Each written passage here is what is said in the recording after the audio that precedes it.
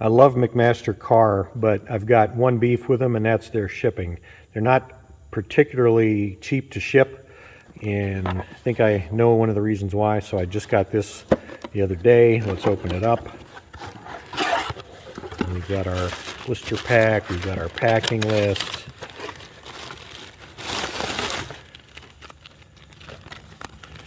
Here's our item. My quarter 20 by 1 inch stud, shipped in a box with bubble wrap in a plastic bag. They could have done a little bit cheaper job shipping that, and all this is the stud for the brake release knob that I'm gonna work on for the Stearns brake.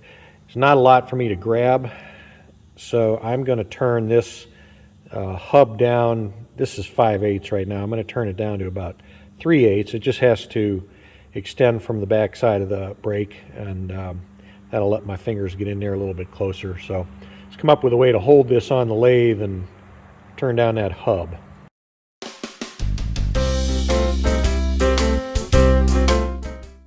Well, I decided to roll right into fixing the Stearns brake on that 5-horse brake motor. So I had to do some machining on the brake pin and then reassembly. So let's see how it went out. So I have to drill and tap this, but before I can, let's work on how to hold this to turn it down. Give me a little bit of clearance for the tool and the tool holder. I'm going to put a hex bolt in here. So I'm going to put a center in that, and I can bear the tailstock against that. Then I'm going to figure out a way to hold this and pressure turn it. So in other words, just through pressure against the tailstock, get enough friction on this surface so I can take light cuts and reduce the diameter here.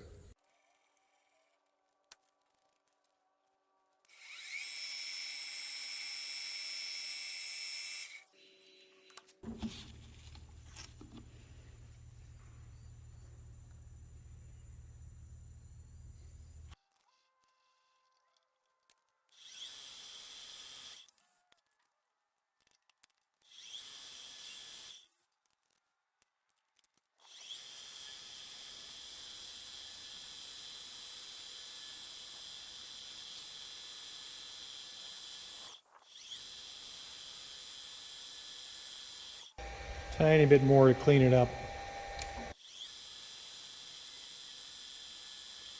In case you're wondering, these little aluminum slugs that were poured into cookie tins are made from melted beverage cans.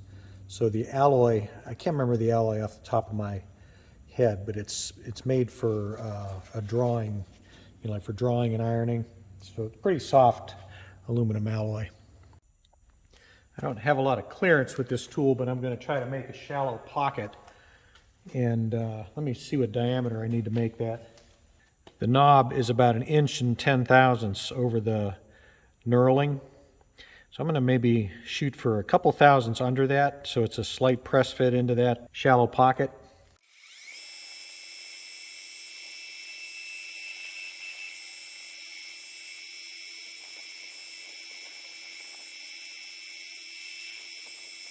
Actually need to raise the tool up a bit. It's hitting on the back edge of the carbide.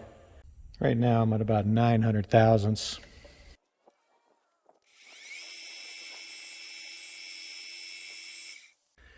At this point it's making a clean hole. So let's see if I can go a little deeper.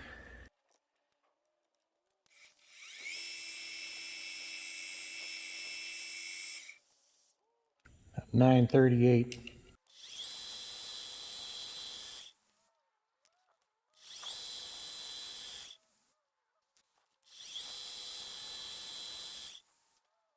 I need about another 5 to 7 thousandths.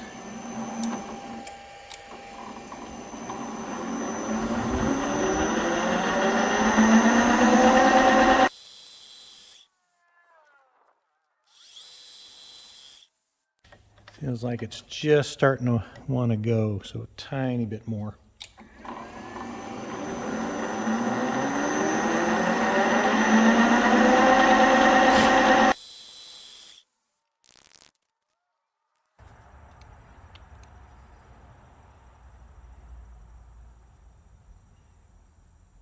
Yeah, and it'll withstand a little bit of torque of me trying to turn the hex bolt. So I think this concept will work. Let me put a center in, change out the tool.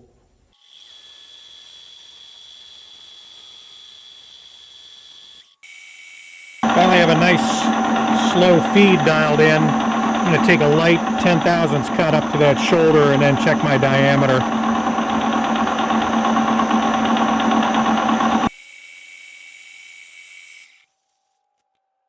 .615. Let's try 20.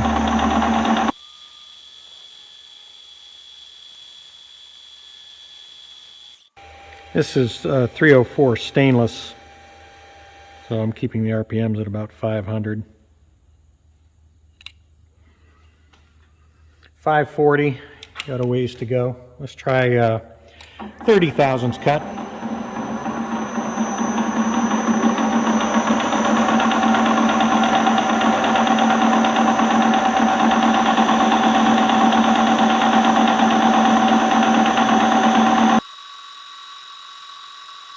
We can do one more 30, and then we'll check our diameter.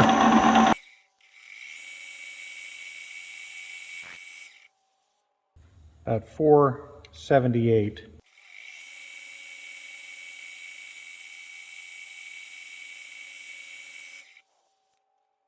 I think I'm going to stop there. I'm at about 420.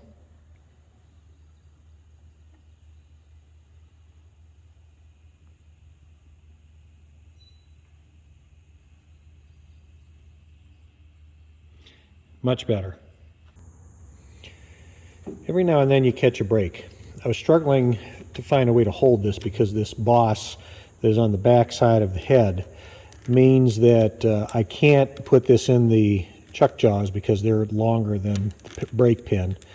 And I was trying to find maybe a piece of copper tubing that would slip over this and allow me to crush the 3 jaws down against it. But I remembered I had a couple of spindles.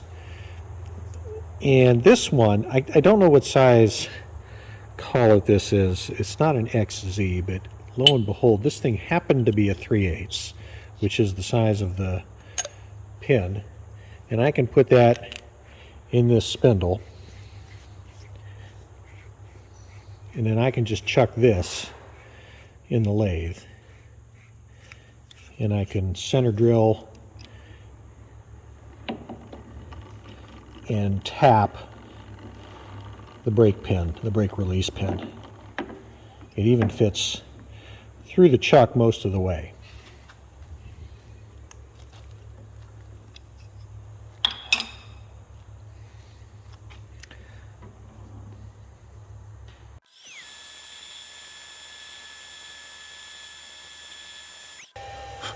You can see my tool is running a little bit below center.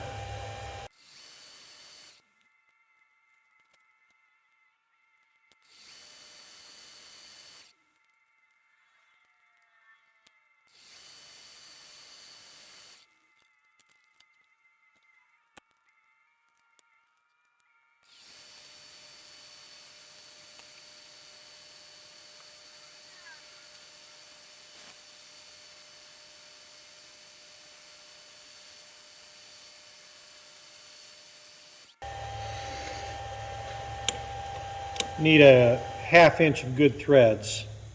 That's certainly deep enough for a pilot.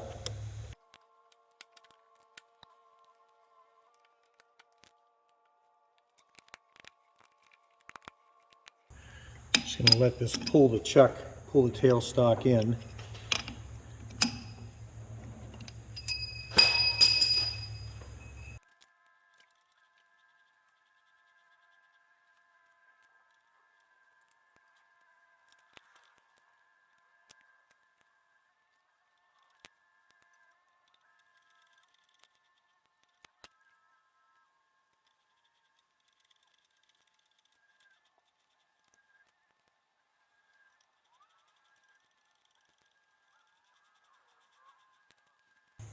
See if we're deep enough.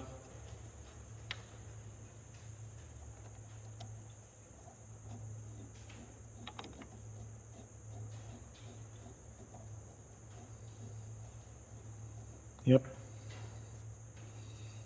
Here we are.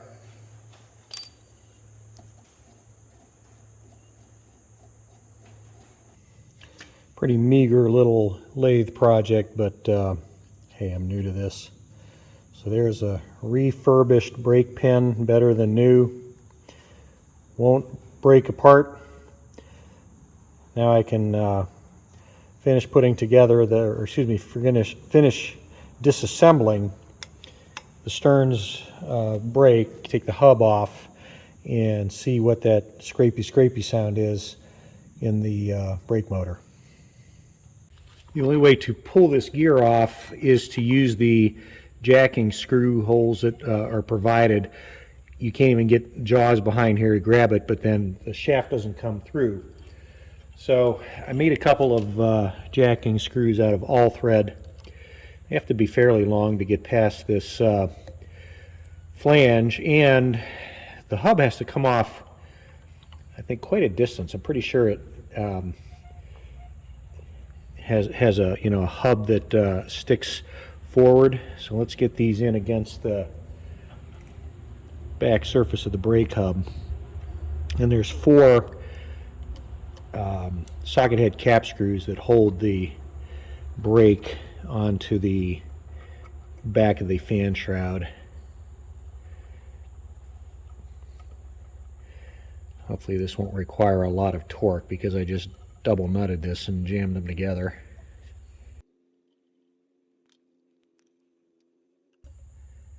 It's moving even with one.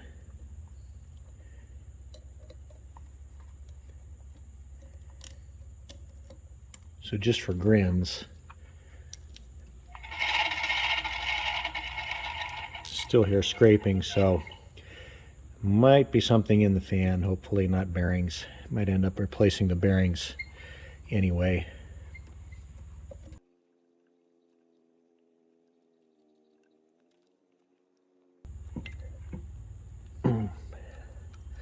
It came off about 3/4 of an inch by hand. Then it got tight again.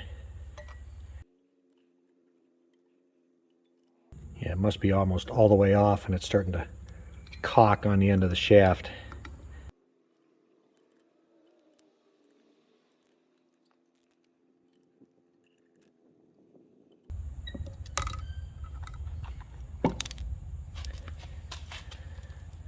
Yeah, okay.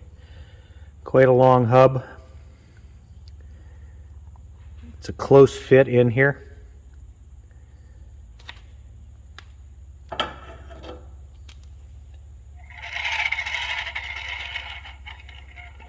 So now we go after those Allen screws.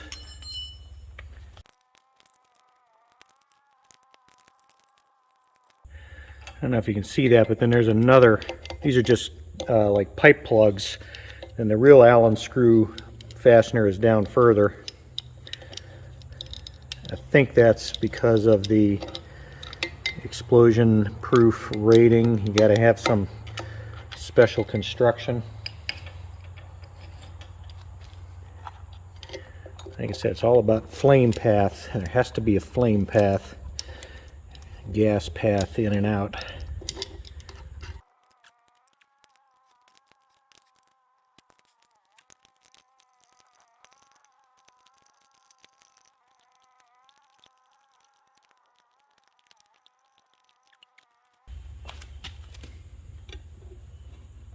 Everything has a pilot.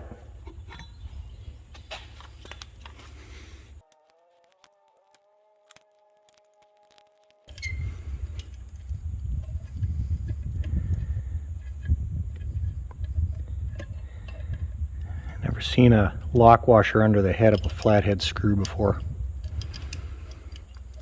That's probably why I'm able to get them off. A lot of times these things bind in their chamfer so tight that you just wring out the hole.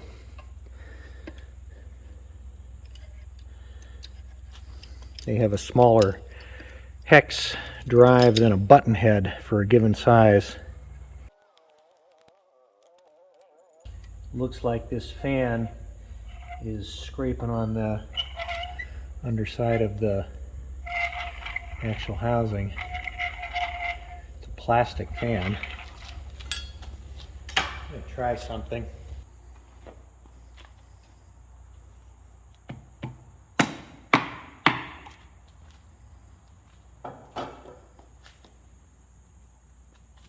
How about that? All that noise, and it was the plastic fan had walked back on the shaft and was scraping on the back side of the fan shroud. Look at the casting flash in there that they didn't bother to take out.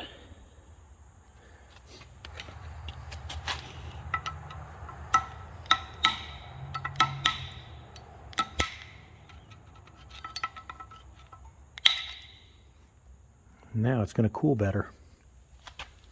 I could just put it all back together and let it go with that, because I mean, bearings feel absolutely beautiful. Let's put it back together.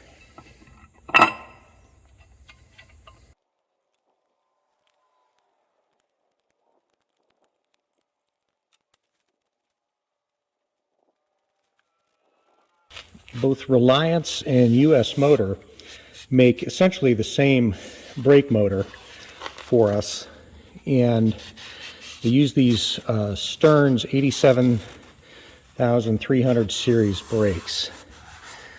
Something I became aware of in the not too distant past was this brake housing is available with and without a third support bearing that rides on the extension of the motor shaft. And when you have a housing that has the support bearing, it's about 3/4 of an inch taller, and this shaft has to be 3/4 of an inch longer. The problem is they were sending us brakes, like when we would get a replacement brake out, we were always using the short version without the support bearing. And then occasionally we would get a brake that would have the support bearing. People would take their motor apart, put it on, put the pinion gear on the back side, but then the pinion would not lock up on the keyway. If you look at this, there's the key, ready to fall out, and the set screw is way back here. So on a motor that had the shorter shaft, you would put this on, you'd run the set screw in, and it would just be hitting air basically. So it's important that we get the correct brake for the correct application. And I think what we did was we switched over and went to the long brakes.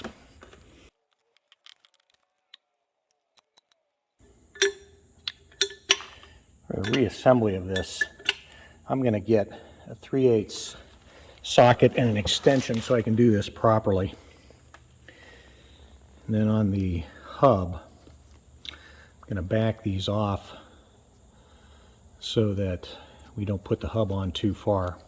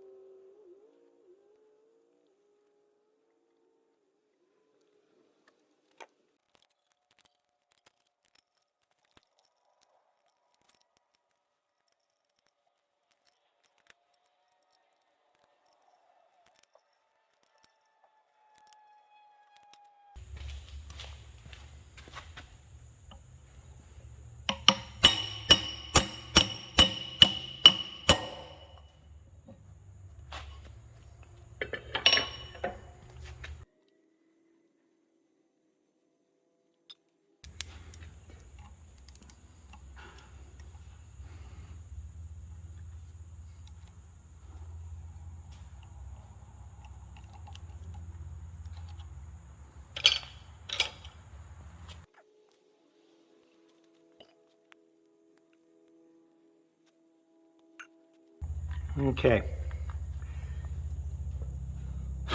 Friction disc over the hub.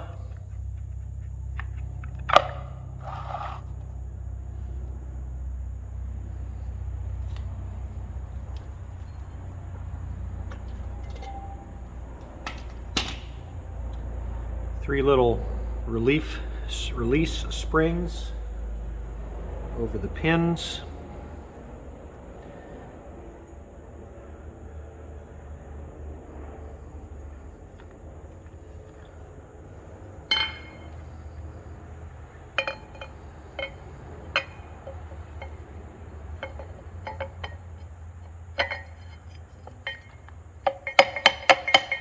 Pressure plate.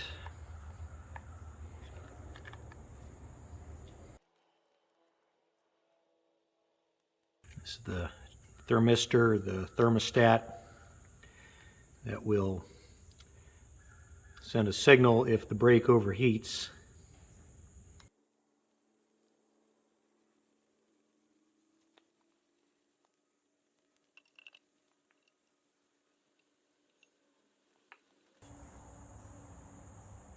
Just making sure I've got the right orientation.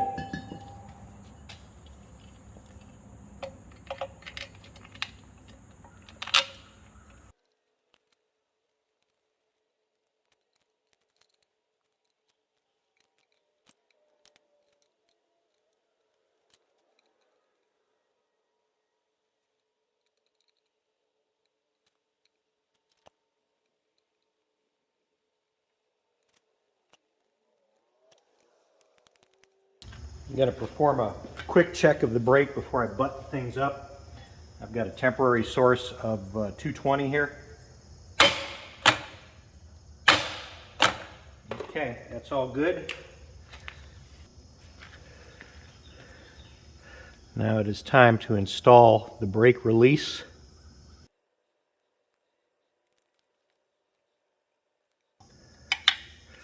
Okay, now there is a trick to getting the brake release fed through that little hole, because you can't just stand this up.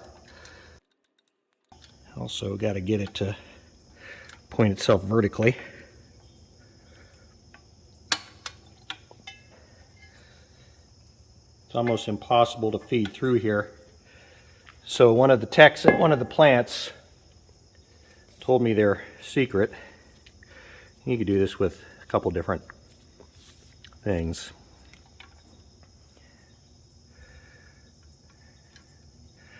Drinking straw is one of them.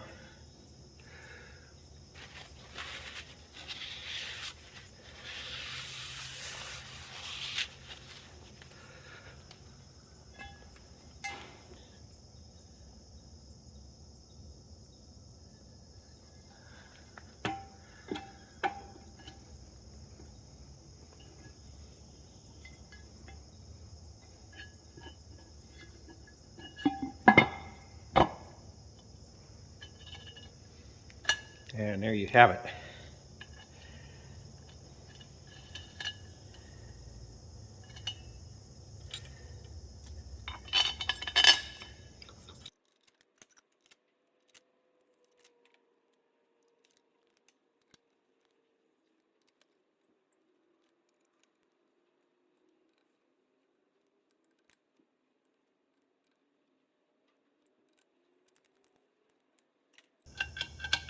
Feels pretty good. Okay, so let's plug in and do a test with the VFD.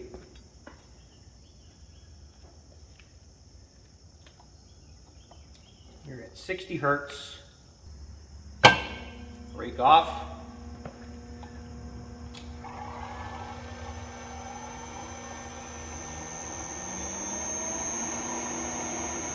And there's 60 hertz.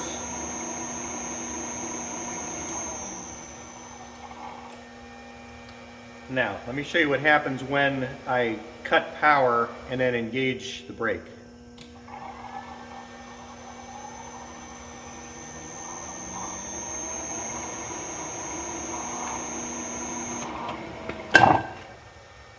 Instant stop. This brake is currently set for a 35 foot-pound braking torque, and that is the largest braking torque with a single disc. You can get this particular model brake with up to 105 foot-pounds of braking torque, and the way they do that is they stack multiple friction discs with intermediate reaction spacers, and I believe they have to machine the cavity, the back braking surface a little deeper to fit all that in there. But up to 105 foot-pounds on this brake. So 35 foot-pound brake, separate circuit to energize it, which releases it before the VFD brings the motor up to speed. And then once the compressor that this is on comes to a stop, the circuit can de-energize the brake, which will essentially clamp it in place. Well, I hope you enjoyed that relatively quick turnaround fix time on the Stearns brake motor. I'm glad it was just the fan walking back on the shaft. Don't know if it'll walk back again, but at least it's got clearance for now and it's dead silent. So I'm going to finish redesigning the bracket, the right angle bracket, to hold that onto the compressor motor stand and get that 5-horse Quincy compressor back into service. We desperately need it for sandblasting and just high shop air requirements. So thanks again for tuning in to Engineer's Workshop. Appreciate all the likes and subscribe. Share the videos as much as you can. Help grow the channel. And we'll be back to you again next week with some more machining content, more projects to do for the Spitfire, and more projects for the shop. And cross your fingers, but trying to get a pallet jack so I can move some equipment around and get a little bit more working space in the open areas of the shop. Thanks again for watching Engineer's Workshop. Until next time, stay safe.